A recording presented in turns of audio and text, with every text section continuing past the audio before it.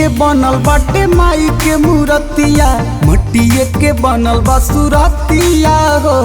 देखही में लागता कि माई मुस्का के करताड़ी भगतन से भक्तिया हो।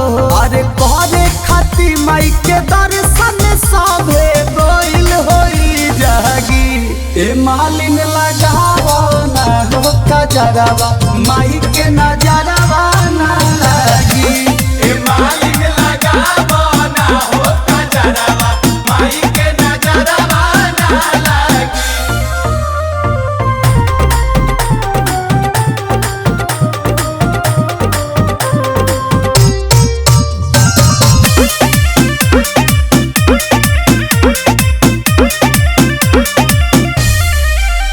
अरे जगमग करे लागल गौआ नगरिया, देवी माई के सुनी के खबरिया ना।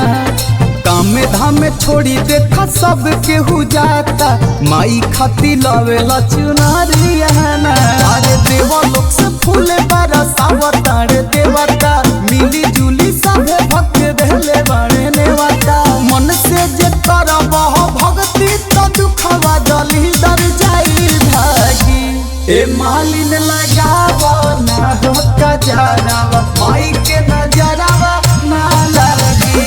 ए मालिन लगावो ना हो कजरवा, माई के नजरवा ना लागी।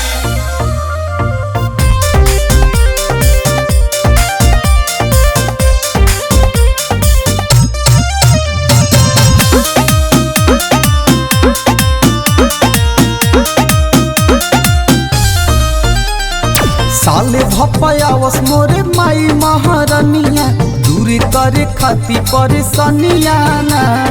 देखी देखी मनवा हरिए जाला, माई मोरे लागेली सुनरिया ना।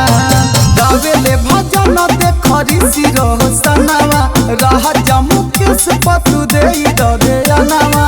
रहबी बलजिते माई के शरण में आके मोह माया देले त्यागी। ए मालिन लगावो ना हो कजरवा,